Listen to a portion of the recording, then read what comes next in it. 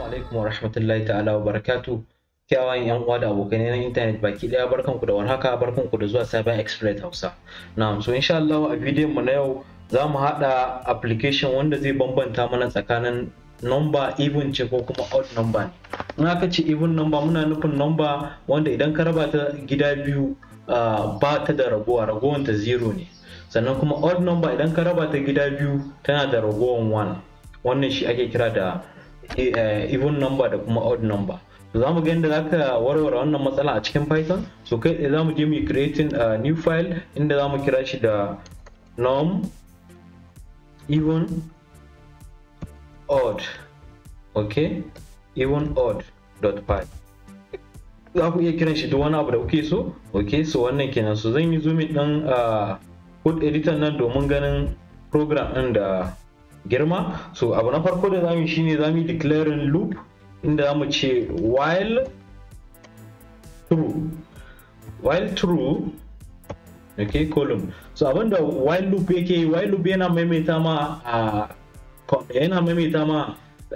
program ɗinka ne ko yana maimaita ma code ɗinka ne matukar sai ya cika wani sharaɗi kafin ya fita. So zai ta maimaita ma ne har sai ya cika wannan sharaɗin da ka gindaya mai kafin ya fita, yayi exiting wannan condition ɗin. So wannan kenan. So mu ce while true x is equal to int. Okay, so x shine value ɗin da zamu rubuta wanda zai bamu damar shigar da number mu inda muke so mu ga number na even number ce ko kuma odd number ne. So zamu ce impute. Okay, inda zamu shigar da bayanin mu zamu ce shigar da lamba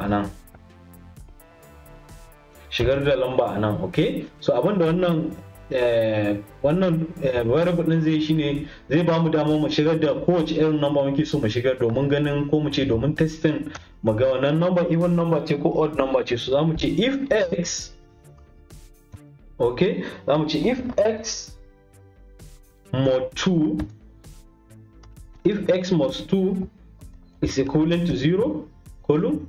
Okay, abinda condition nan zai ce idan x abinda ka shigar mod 2 aka raba shi. Mun tattauna game da modulus, mun ce modulus yana baka daman in aka ce kaza mod kaza, so yana nufin kazan nan na farko in ka raba shi zuwa abinda aka ce kaza din nan na biyu, ragowan in ya dawo da 0 shi ake cewa da shi muke so ya dawo mana da ragowan modulus kenan. So ragowan zai dawo mana da shi ake kira da mod. So if x mod 2 is equals to 0, bi ma'ana idan abin da ka dauka aka raba shi gida biyu ko mu ce mod 2 ya dawo mana da 0, za mu ce print,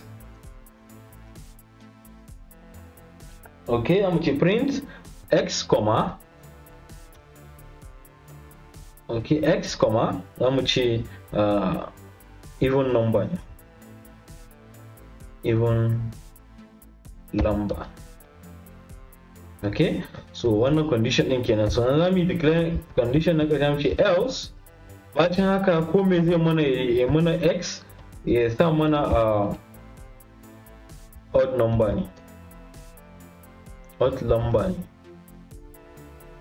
Okay, so abinda wannan zai ta maimaita mana ne ce if x, idan x value din da muka shigar mod 2 is equals to 0 ya dawo mana da 0 a matsayin karaba shi biyu, ragowar in ya dawo da 0 to ya mana printing x, ma'ana wannan number da muka shigar, sannan kuma ya hada mana da string din even number ne. Okay, so bari mu yi running code din nan mu ga me zai bamu a matsayin ansa. Kamar yadda kai na ci shigar da lamba a nan, misali ba mu sa 5 mun san even number ne saboda an ka raba 5 zuwa gida biyu zai baka biyu remainder 1. So zai sa muna wannan code din muna sa rai ya ba mu ansa a matsayin odd number ne. So za mu sa haka. So kamar yadda kai gani ya ce mana 5 odd number ne. To kuma kun ga cewa shigar da lamba a nan, so while loop kenan zai ta maimaita ma ne har sai ka gaji ka fitar ko kuma ka yi breaking gabaki ɗaya entirely. So za mu sa 2, yanzu 2 mun san even number ne saboda an ka raba biyu zuwa gida biyu zai baka daya remainder 0. So 0 is zai ba mu ansa, zai ce 2 is even number. Okay, so haka zaka iya gwada misali 105 is odd number. An karaba 105 zuwa gida biyu zaka ga yana da ragowan kwaya daya. So wannan kenan. So wannan kenan yadda ake rubuta wannan number ko mu ce even number or odd number a Python. So za kuma ku iya canza wani abu, akwai abin da ake cewa da bitwise and operator. So bitwise and operator, okay. So shi yakan farawa ne da ampersand, kamar yadda ke gani wannan sign din shi ake kira da ampersand a turanci. So if x ampersand is equal to 1, ko mu ce if x ampersand of 1, okay, if x ampersand of 1, ko mu ce bitwise and operator 1, okay. So muna so ya mana printing ya ce print x is amsa odd number ne, abinda ampersand yake zai raba value din x sannan ya gwada shi da 1 ya gani. So ragowar zai samu na is even number ne, so zai samu na odd number ne, kai buga farce ni.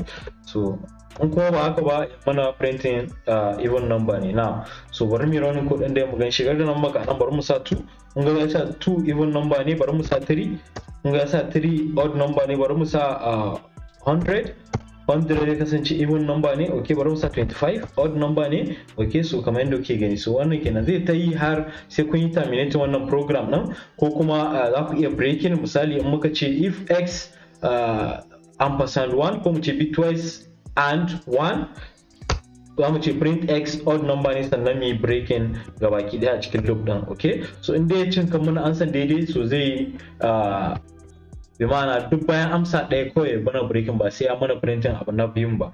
So misali bari mu sa 25 odd number ne, bari mu sa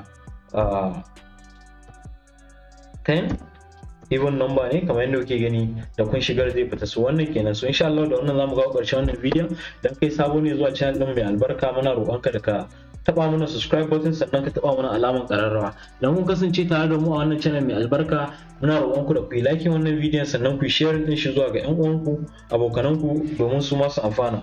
Idan mun yi wani kuskure ko kuna neman ƙarin bayani ko kuma kuna tambaya, za ku iya bar mana shi a can comment section ko kuma a cikin social networks mu, za mu bar link a cikin description. So da wannan ne za mu ce assalamu alaikum wa rahmatullahi ta'ala wa barakatuh.